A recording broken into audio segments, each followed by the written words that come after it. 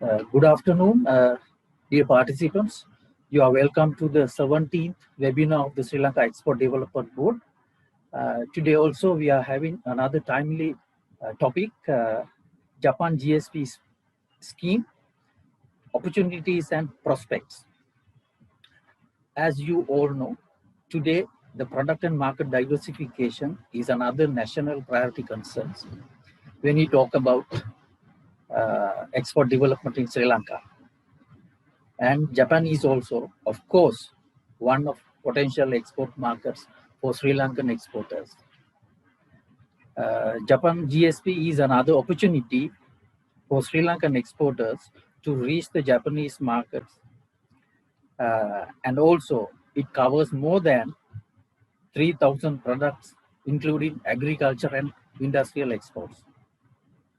We also believe that this awareness session on Japan GSP scheme is useful for you to access the Japanese market easily. Today we have invited the most relevant person in this subject, Mr. Samantha Wijesekara, Minister of Commercial, Sri Lanka Embassy in Japan, Tokyo, to share his expertise with us on Japan GSP scheme, opportunities and prospects. Mr. Samantha is joining from Tokyo. Good evening, Mr. Samantha, to you. Let me to introduce Mr. Samantha in very brief. His educational background. He is graduated from University of Sri Jawardhanapura, Faculty of Management. He has postgraduate diploma in Economic Development, University of Colombo.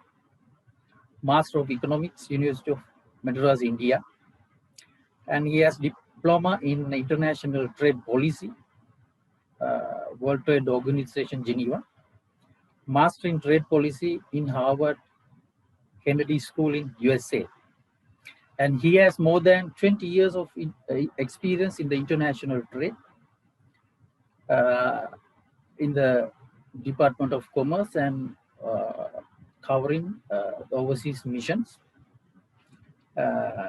Sri Lanka Mission in Geneva, Switzerland, and as a Trade Commissioner, Sri Lanka High Commission in London, Assistant Director at the Department of Commerce on Multilateral Trade Affairs, and a Councillor Commercial in Sri Lanka Deputy High Commission, Chennai, and Deputy Director at the Sri Lanka Department of Commerce on Bilateral Affairs.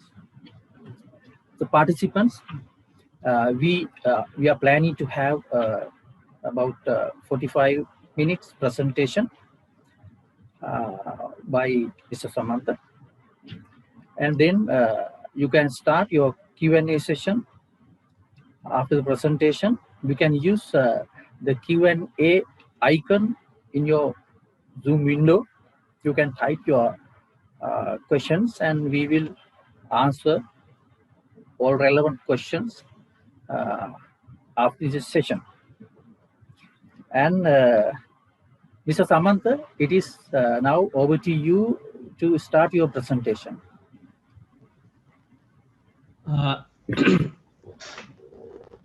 Thank you very much, Indakirti, and I'll take this opportunity to thank the EDB team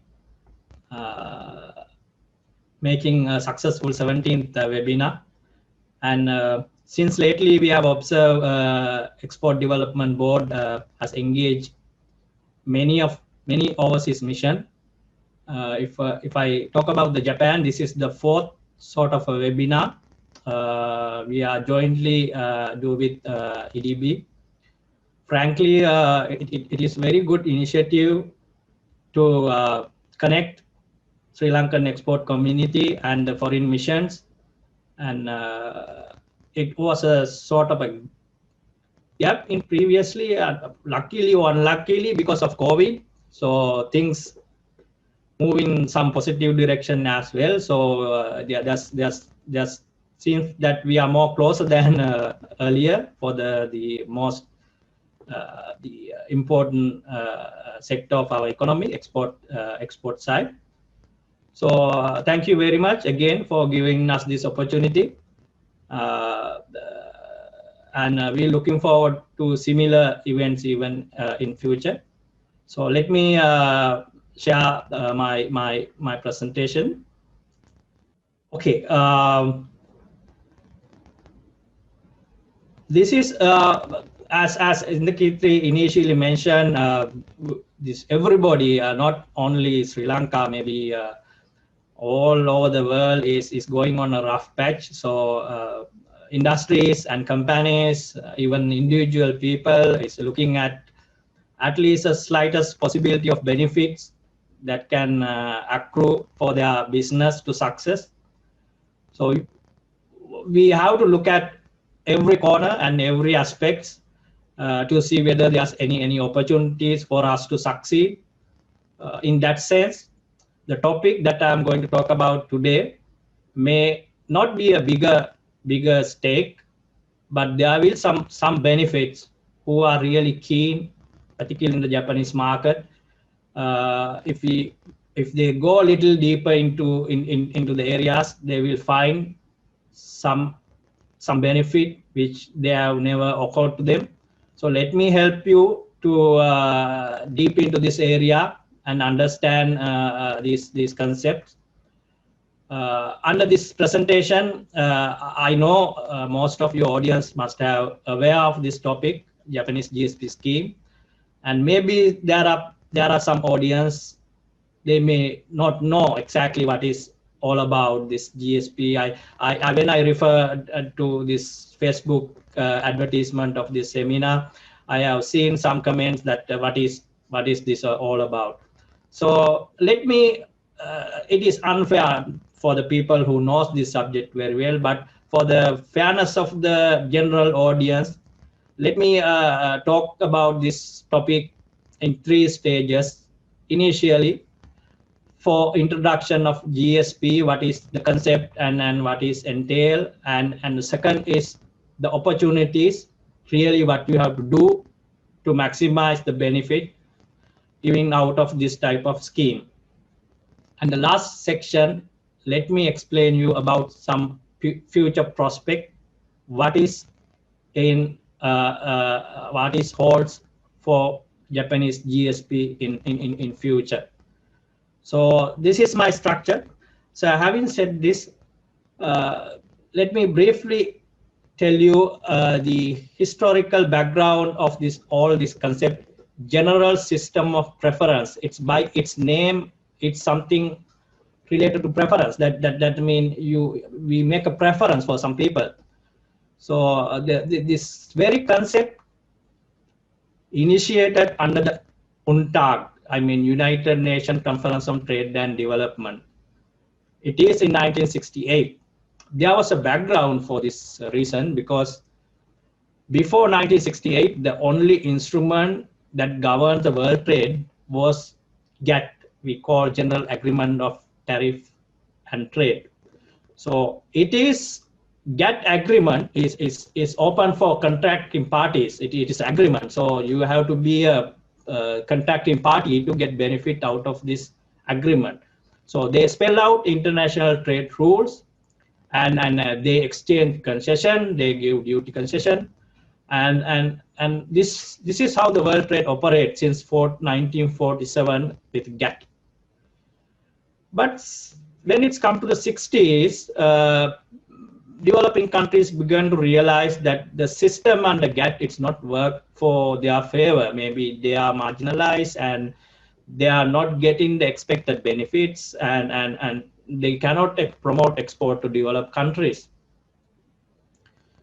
So this discussion has been went on like this for about 5 years, and in second UNTAD meeting in 1968 in New Delhi, so UN members adopt that, okay, we will have a system to give a special tariff concession from developed and industrial countries to developing and least developed countries without expecting anything in return. So this is how the GSP concept has been born. However, during that time, there's under GATT agreement, there's no provision to do that. You cannot pick and choose certain developing countries and give tariff preference. It's a violation of international rules under GATT. So what the members of the GATT or contracting parties did was they allow a temporary waiver in 1971.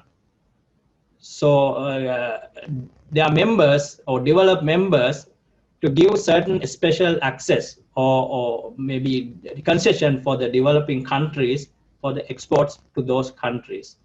So that was in 17.1. So it was the temporary waiver. It is not the permanent, that they don't want to permanently have this system or maybe have this rule in place.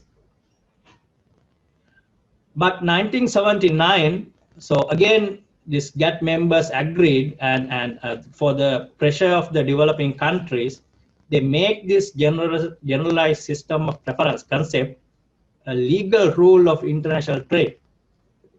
I'm sorry. So that rule we commonly known as enabling clause. So they included this enabling clause to the international trading rules that enable the permanently and legally the developed countries to extend special concessions for the developing countries to make their exports more visible on their respective countries. That is in 1979. So it's within the rule. So it is the next phase of a major evolution of this GSP is 2005, where the WTO Ministerial Conference in Hong Kong. So members decided they should have to give more concession for least developed countries, because there was a lot of pressure internationally to look after the interest of LDC, we call least developed countries. So members adopted a resolution in 2005. Okay, they will extend a maximum possible concession for least developed countries, which we are not a least developed countries. There are 47 least developed countries as of now.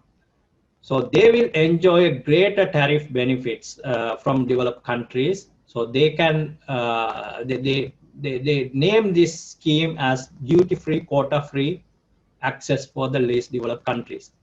Some countries use their own variation, like maybe EU use the name everything but arm arrangement for LDCs. Like that, they coin their own wordings for this one. But substance is LDCs countries are allowed to export much more products under much more deeper concession to the developed countries. So as of now, there are around 13 GSP schemes implemented by the industrial or highly developed countries. Japan is one of such countries. These schemes entail general structure, I mean the major basic principles. So one is non-reciprocity. So this GSP, it is something, a preference given by the developed country to developing countries. In return, at least on the face of it, in return, they are not expecting similar concession. I mean, similar market access for the preference receiving country. Take an example. We have a free trade agreement with India. It's not similar as a GSP, because for us to get the duty-free access to India, we have to give certain duty-free access to back to Sri Lanka as well. So it is not the case for the GSP. It is for non-reciprocal. Japan gives for the developing countries, and they are not expecting any duty-free concession from the receiving countries. Second main principle of this type of scheme is it's a non-discriminatory. That's mean you cannot pick and choose certain countries depending on the political alliance of those countries, or maybe special relationship or anything, and you have to give only for the concession for those countries. No, it is not the principle. If you decide a certain objective criteria, so any of those countries fall within that objective criteria, you have to give the same concession for all those countries. It is non-discriminatory. So obviously it is from developed and industrial country to developing countries. And it's entailed from the very beginning, 1968 to up to 2005, the special recognition for the least developed countries. So it has to be a higher level of concession, and any GSP should be enjoyed by the least developed countries than other developing countries. So those are the main basic principles under any GSP scheme. But depending on the country, there may be a lot of variation and the chapters and other details. But in fundamental principles, that GSP scheme based on these ideas. And the structure.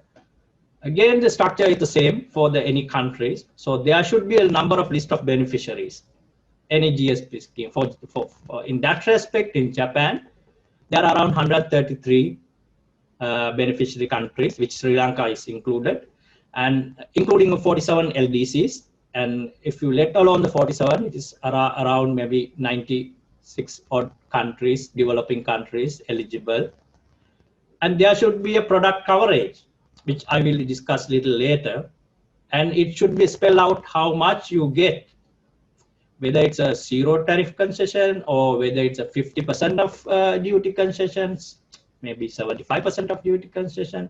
So that has to be spelled out under any GSP scheme. And there's a graduation and exclusion. So how would you disqualify from this scheme when certain countries maybe spell out, like if you reach to the upper middle income level and you remain that upper middle income level for 3 consecutive years, so you are no more the beneficiary of this type of scheme. So you graduated. So you are strong enough to face and maybe stand your own foot. And second one is exclusions. So this is something like if you are competitive not as a country but maybe as a specific sector. So you have a lot of competitive position in that market in a particular product. You enroll into that particular product greatly than other countries. So this preference giving country can exclude you from that particular product sector. And as I already mentioned, this special treatment for LDCs and rules of origin, because nothing is automatic. I mean, you are being a beneficiary. It's not something automatic. There are certain conditions that you have to fulfill to get this tariff concession. In case of Japan, so you have certain things to do to claim this tariff preference. I'll explain when we are going for that slides. And then a general administration, that how you do the documentation, how you shipping and institutional situation. So that all other general administration. This is a basic structure. So this is common for any GSP scheme for that matter. So let's now look at what has been offered under Japan GSP scheme for Sri Lanka. I mean, in general and lately for Sri Lanka. I'm pretty sure you may know, if you are in the export industry, there's a called HS code. We call it Harmonized System Code. That is the code where you identify if you are importing or exporting certain products internationally. That is how particular custom point identify your product, called HS code. So depending on that HS code, you are liable to pay duties. So in Japan, there are around 11,000 tariff line or HS codes national that they levy duty for 11,000 items they identify for the imports. When it's come to the Japan GSP, I know this is the rather difference. The LDC countries are so lucky because out of 11,000 tariff line, LDCs countries have the opportunity to export more than 90% of products under GSP, mostly under duty-free, completely duty-free.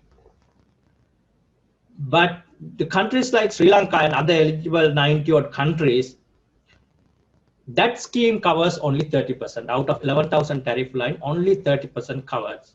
I know it's not big amount when you compare with maybe EU GSP. It's comparatively low level of coverage. Out of that, it's again 416 agricultural products covered under GSP, and a substantial number of industrial products.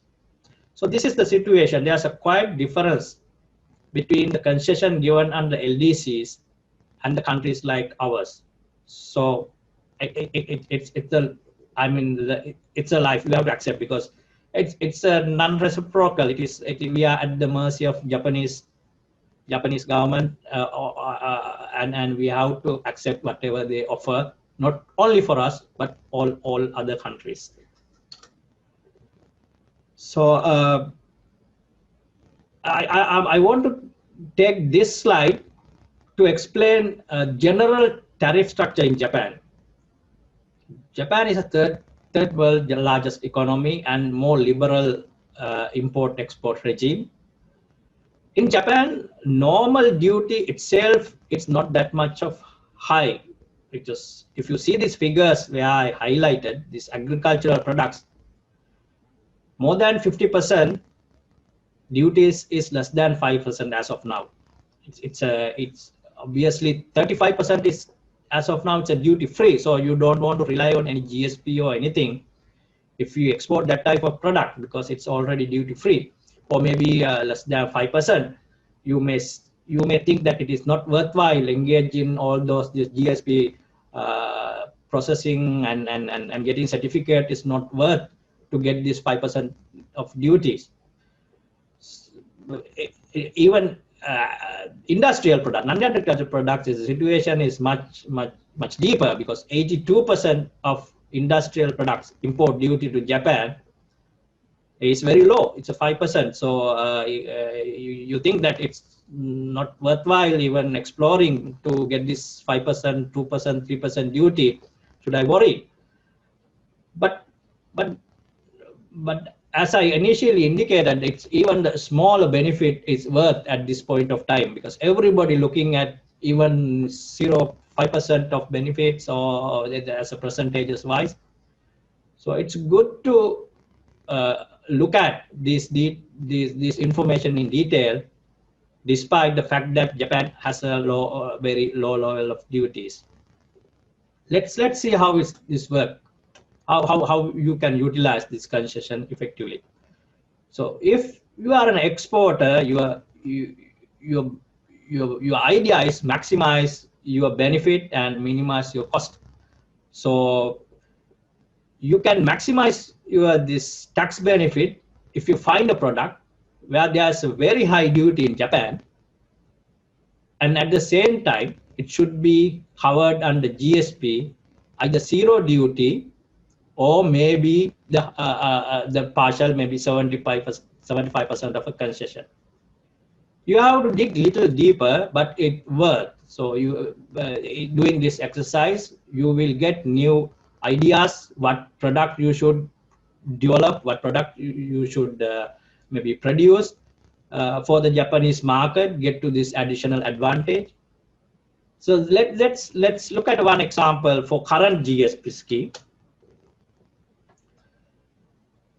Under this current GSP scheme, under agriculture products, we know it's only 416 products they have covered under GSP, very low scope. But still, if you go a little deeper, there are some products, of course, frankly, it's 5 products having a 12% or more. Or even though I put this 12%, there are some products even close to 100% duty. So this is a good insight for a businessman to see whether the Sri Lanka can effectively produce this product and export to Japan. He will get this more than 12% of tariff concession benefit that other people may have to pay, but Sri Lanka, being the GSP beneficiary country, we don't have to pay this percent. It's a 12%. Even for that matter, even 8% of tariff preference under any scheme can make a substantial difference on your competitive stance in a particular country, because you can place your products less than, I mean, 8% of competitive pricing. So when it's come to the small numbers, even small concession is very much important. So industrial products is the same scenario. They have, as I explained, they have a rather lower duty regime for the industrial product as well. But if you again go a little deeper into this one, you will see there are certain products high duty. So there are 3 products more than 12%. So if you see that 3 products, you can get an idea, okay, this is 12% duty, so we have this raw material, we have this technology, or we can produce this and it can export to Japan. So then we obviously having an advantage over other countries who are not eligible for this GSP. So these are the things you can get deeper inside. But so this is the overall idea, but I know it is not enough for you to navigate this problem as an individual exporter. You need very specific details on this matter. Let's see.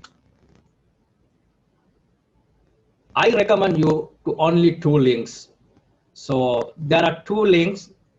I will share this presentation with the EDB. So make sure you are having access to these 2 links. Access it and do it some play around and see. I'll do for you one example. This is first link is Japan GSP list. This is maintained by the Ministry of Foreign Affairs in Japan. This is the most authentic source for the Japanese GSP scheme, information, product coverage, updated product coverage. So anybody want to know what are the coverage of the products, please visit this one.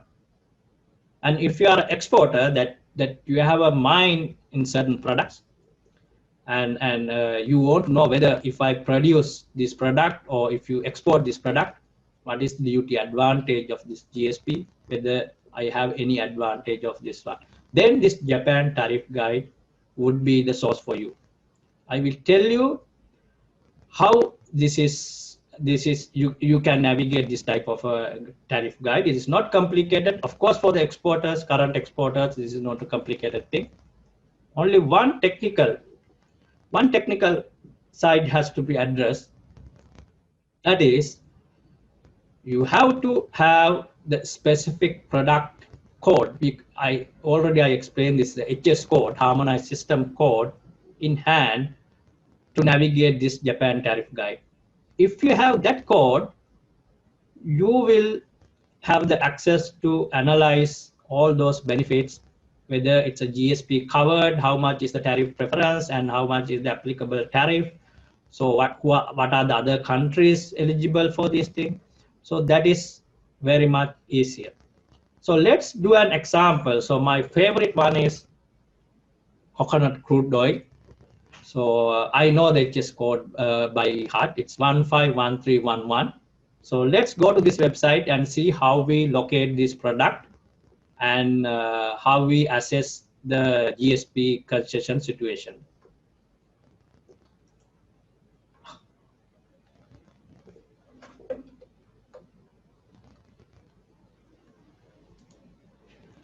Okay, I'm sure. I'm sorry if you are not clear this one. If you link that particular the website I given in my presentation, it will first, of course, goes to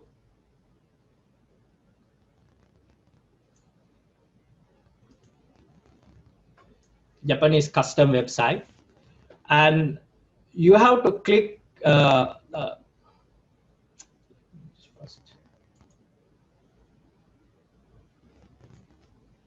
okay, it will go to this site. So I don't want to confuse you.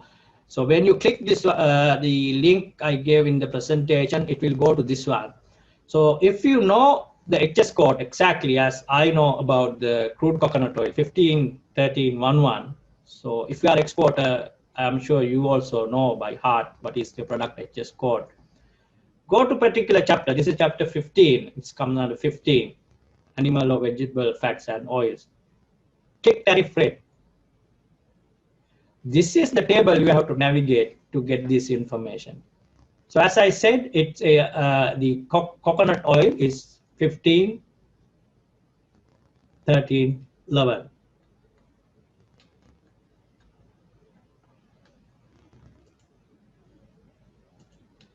Here we go. This is the crude oil, coconut crude oil, 15, 13, 11. So what you have to do is only check 2 lines. Go to the tariff rate. See that there's the rate column called WTO. This is WTO in the sense, more or less, almost major trading partner is the members of the WTO. So the rate indicated here, 4.5, is applicable for those WTO members. And next, check the GSP column. So it's say free. This is the important one. I'm sorry, let me have some. So if it is say the free, that's mean under GSP scheme, Japanese GSP scheme, you can export this product. You don't want to pay 4.5, but there are a lot of other members, WTO members, who are not the GSP beneficiaries. For that matter, China is not a Japanese GSP beneficiary, one of our major competitors. They have been graduated. So when the China export crude oil, then they have to pay 4.5, whereas if we export coconut oil, Japan, we don't pay any duty. So there's a distinct advantage for you to supply your product little bit lower cost than that competing countries. So this is the website. As I indicated, if you have any technical information that HS code, you can navigate this website, try to play it, and you will see all these rates. If you are further interested, please scroll here. You will see all rates applicable for Japanese FTA partners, and there are 17 FTA. So what is the duty applicable for those countries? Let me go back to my presentation again.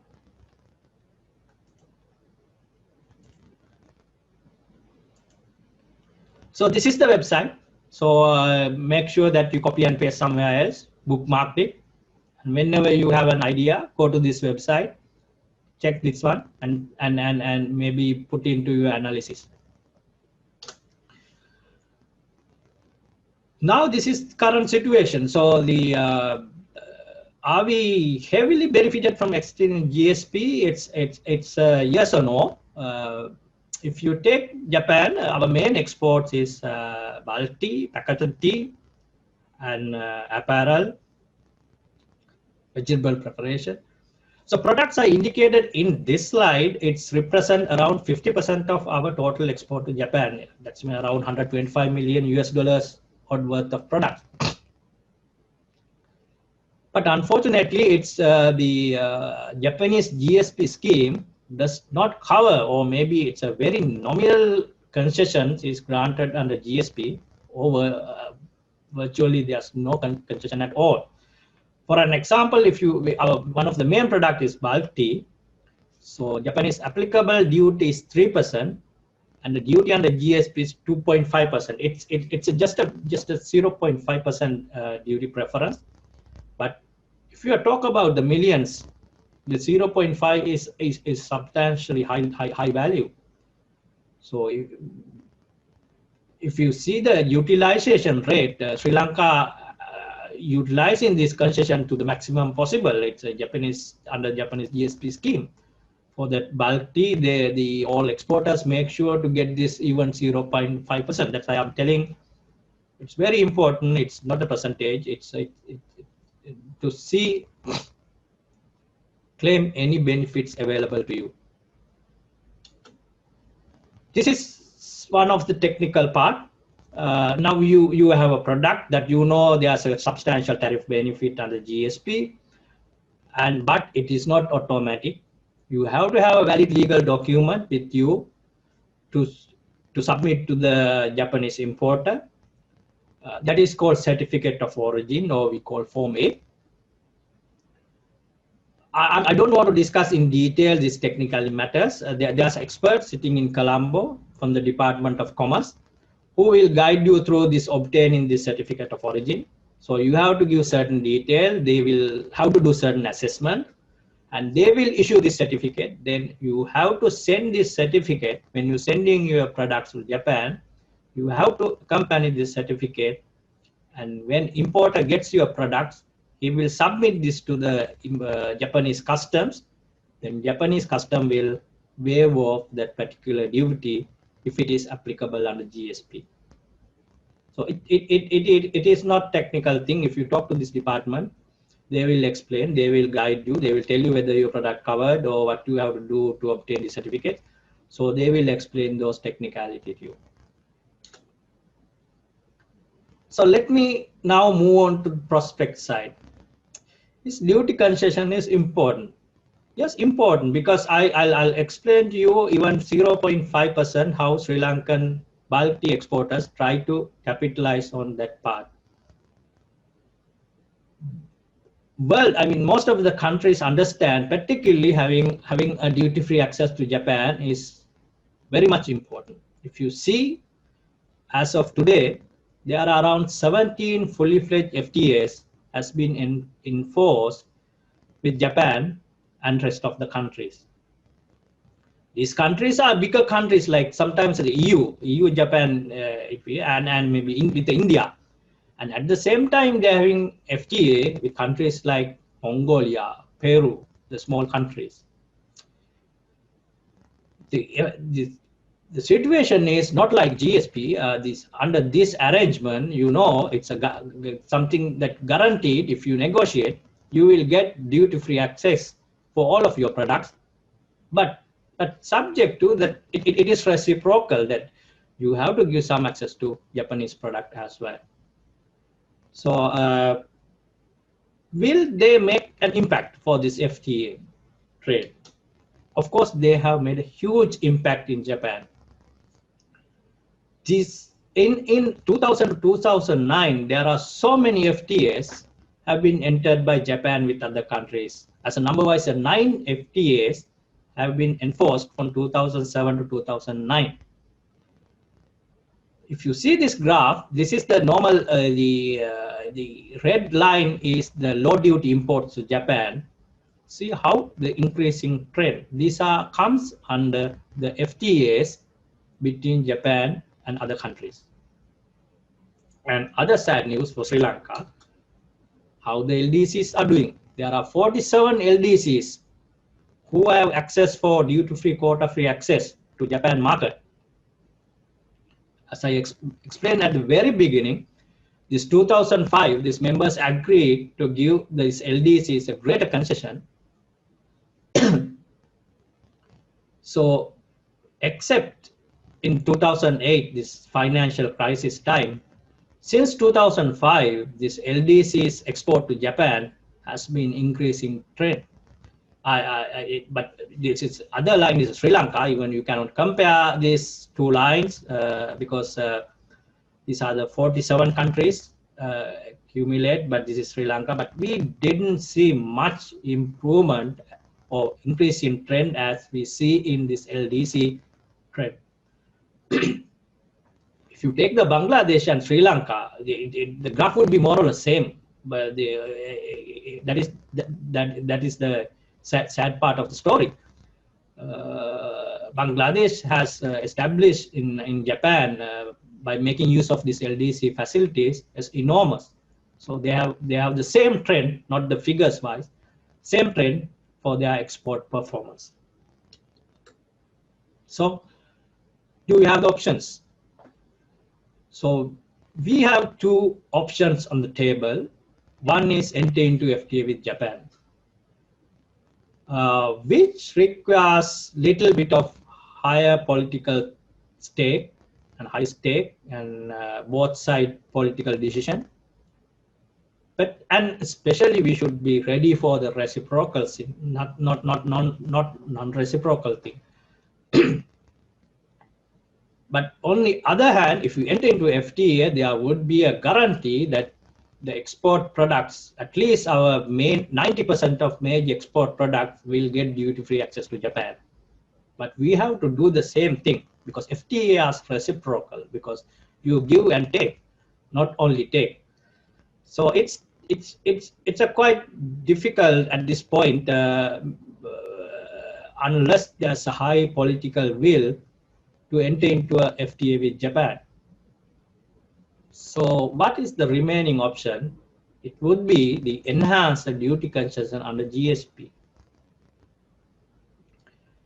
We know GSP also, it's non-reciprocal, so we are at the mercy of Japan. So if Japan gives, yes, that is good, and if they are not interested in giving any additional concessions, we cannot do anything. So the situation is like this. It's non-reciprocal. We cannot push Japan to give greater concession, because it's their mandate, and it's non-discriminatory. We cannot request only for Sri Lanka, because there are about 90 odd countries like Sri Lanka. So if Japan gives something, it's going to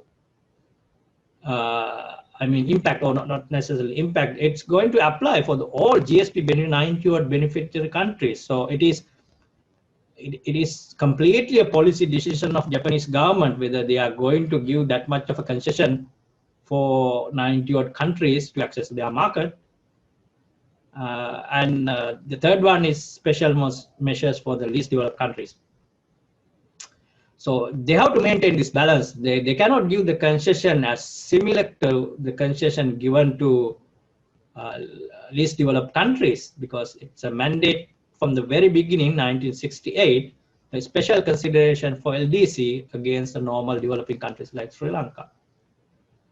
So the future of GSP in Japan, so they are going to review their Japanese GSP scheme in 2021. So as a government of Sri Lanka, we had made our initial submission to the government of Japan, indicating our interest for the revision of this GSP scheme. It's not only some product as a systematic the provisions. We request for the review, and we officially launched that application for review application. But unfortunately, it is not in our hand, because it's a non-reciprocal. It is a policy decision of Japanese government to how far they are going to accommodate Sri Lankan request. For that matter, if they accommodate the Sri Lankan request, it will automatically apply for the other all 90 odd GSP eligible countries. However, there may be some additional concession, so we have to work hard, maybe at technical level, diplomatic level, and maybe the political level.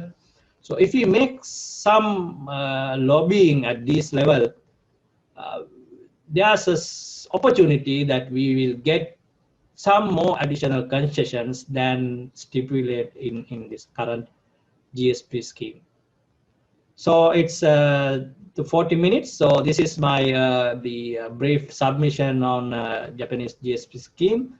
So feel free to, if you have any technicalities of anything, to talk to us, email to EDB or email to us. We are happy to clarify these things for you.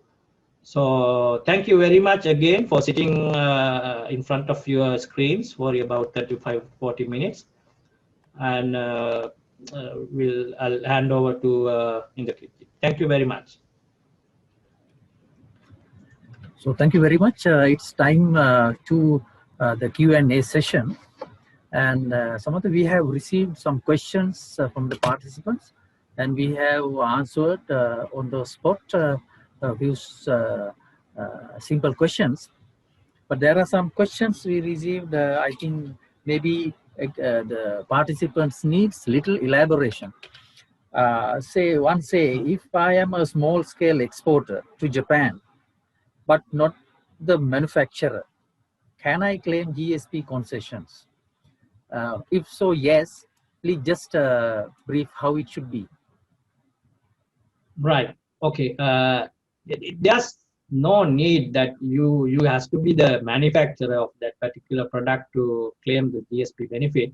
Even if you are a trader, you can claim this benefit. Only thing is, as I explained, you have to prove this origin criteria, that this particular product is complied this origin criteria. For that, you need to consult this Department of Commerce, and you have to submit certain documents, and they will guide you, and they will tell you if you are a trader or if you are a manufacturer. So how to claim this tariff benefit if those product is fall within the respective origin criteria. It's not, there's no restrictions.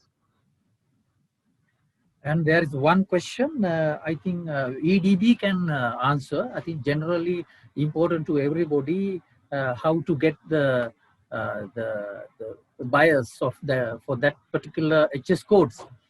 The EDB has a database, and we have a service to provide buyers. And if you submit the HS codes or the product, the EDB can help to find the buyers for that particular product. And another question, it's a general question. One asks, is it difficult to find, that can penetrate into the Japanese market than other countries? My personal view is it is not easy to penetrate any market besides Japan.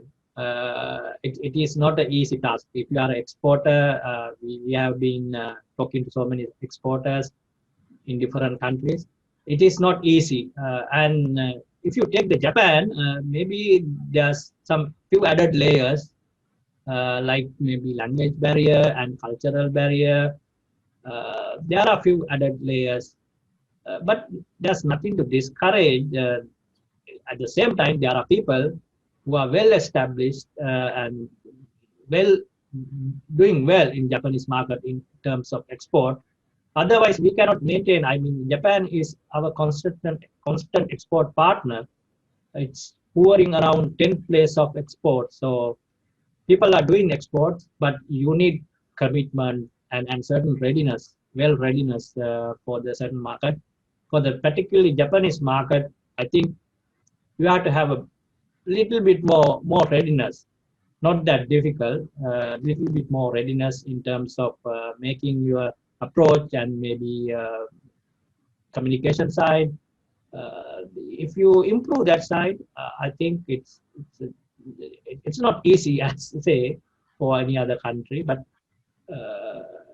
you have to be ready thoroughly. Thanks, Samantha. And another question, really, it's existing exporter.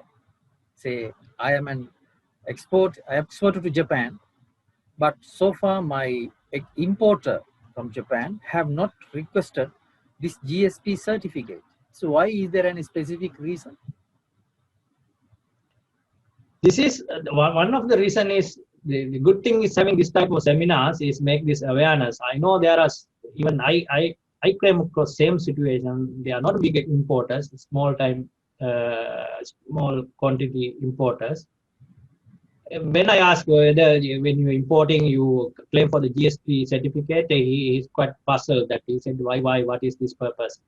And when I explain, so now he insists the Sri Lankan exporter to obtain the GSP certificate of department. It is exporters, in a part, it is exporters' obligation to see this type of concession and get advantage out of those concessions. So if you find this concession, you can talk to your importer and see whether you don't have to pay this type of maybe 4% duty. Why don't you share 2% from you and 2% for me? So it is a bargaining point. So make sure that if you export anything, if you are here, anybody export to Japan, see if you are entitled for GSP, go to the department and see this certificate can obtain, and you contact your importer and say that I'm going to send this certificate, you can claim this tariff, so why don't you maybe reduce your price or get some additional discount for me? So make sure that at least now on, you check these aspects as well. Thanks, Samantha. So I think those answers address with the sufficient information. And another question. Interesting that from multiple ways the questions are coming. So we have a factory in Bangladesh. Can we export to Japan from there and claim higher duty concessions?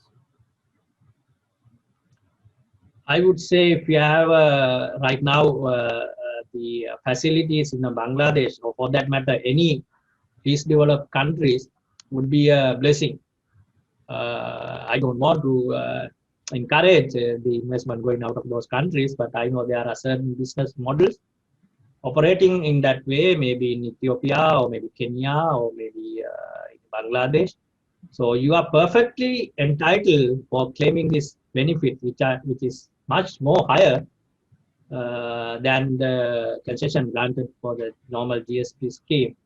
So there are certain institutions similar to Department of Commerce in those countries. If you take the Bangladesh, there is a Bangladesh Ministry of Commerce.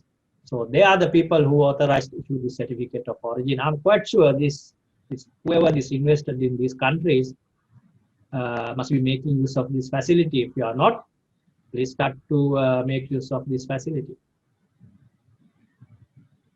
Yes, we have 3 more questions. One said, I am a tea exporter to Japan.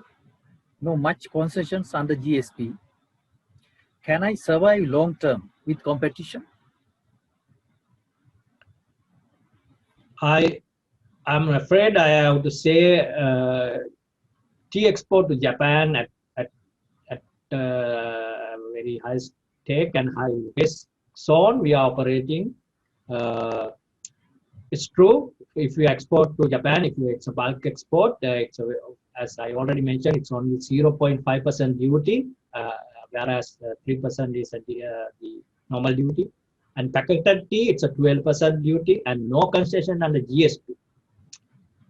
So survival, it's a bit of a question. See, one of the main competitors of the black tea is India. They are having an FTA. So they are paying only for 0.2% for bulk tea and 4.5% for the packaged tea, whereas we are paying 12% duties. So long-term survival, it's in question, because when this FTA, Japan-India FTA, completes its full phase, they are entitled for all duty-free access for bulk black tea, whereas we have to pay whatever the applicable duty. Not only that, there are some upcoming tea suppliers like Indonesia, Vietnam, Malawi. Malawi's LDCs, already they are enjoying duty-free. So threats are imminent for tea industry in terms of market access, in terms of duty. So we have included all these products, tea, on this our submission for the revision. Again, I have to tell that it is not guaranteed. We try to push harder with even at higher level to get the concession. Otherwise, competing with one of these major supplier, India, would not be easy in long run. And sorry that another part came up with tea bags and packets. Can we tie up with this question with tea bags and packets? That is tea bags. Yeah. What the exact question they're asking? That means the tea. We are a tea exporter and we export mainly tea bags and packets. Can we get more concessions for these categories? That is the point. Then you are at a greater disadvantage, I would say, because you have to pay 12% duty, and not India, not Malawi, maybe not Vietnam, not Thailand. So they are paying either very low duty or zero duty. Getting the concession is I suggested two strategies: this FTA, which have a very high stake. Another one is a GSP revision. So we place our request, including these tea packets and bulk tea. So it is the Japanese government decision, because if they allow this packaged tea, it's not only for Sri Lanka. There are similar suppliers under GSP. They will also get benefited. We'll trying our best, even with the political authorities, to maybe get some political mileage and get these things done, but nothing is guaranteed at this point of time. Anyway, that we have that good news, the effort. Thanks. And Yes. it's one another question. Is there any quantity restrictions or a minimum value restrictions for these concessions? No. Under GSP, there are certain products, the very limited number of products in Japan, they are subject to certain quantitative limitations. But the products that we are currently exporting or we are having immediate potential, as of now, there's no minimum price restriction or maybe any sort of a restriction for import. As long as you comply with their regulation like sanitary and health regulation, so there's no restriction for quantities or prices, for prices or anything. No. Samantha, this is the last, not really a question, but we are seeking your the views and ideas, possibly they're helpful to our startups and the small and medium scale entrepreneurs or the exporters, potential exporters.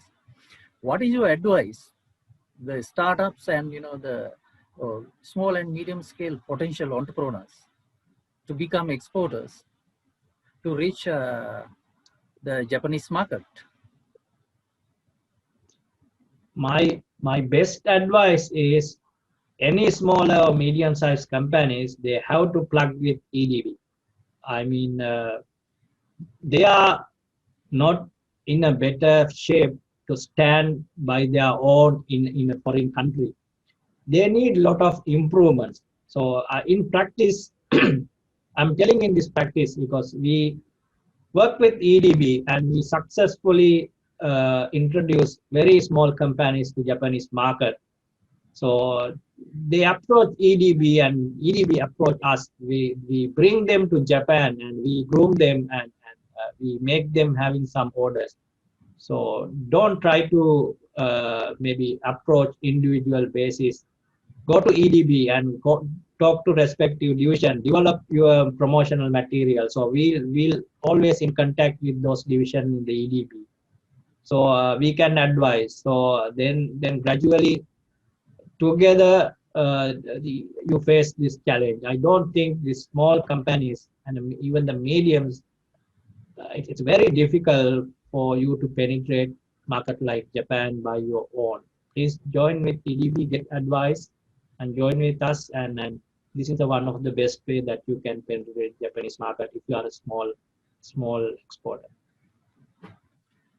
So thank you very much, Samantha, that it's time to wind up the program today. And thank you very much for the participants for being with us. This is our 17th, and we hope to continue this as much as possible with the important topics, with experts like Samantha. And they are always willingly work with us with the EDB to support the export community. As Samantha said, the EDB is the place that in the country to support and promote exports with the other stakeholders like Department of Commerce, like these programs, and not only like this. We have a network of to support exporters, not nationally, then internationally. If it is internationally, of course, the Department of Commerce has a major role. You are the key partner of the EDB, and really EDB is ready to support all the SMEs and startups. Not only them, all the established exporters are also with us. So thank you very much, Department of Commerce, your Director General, and all the staff supports us, and especially you. You join with us from Japan with your busy schedule. We know these days.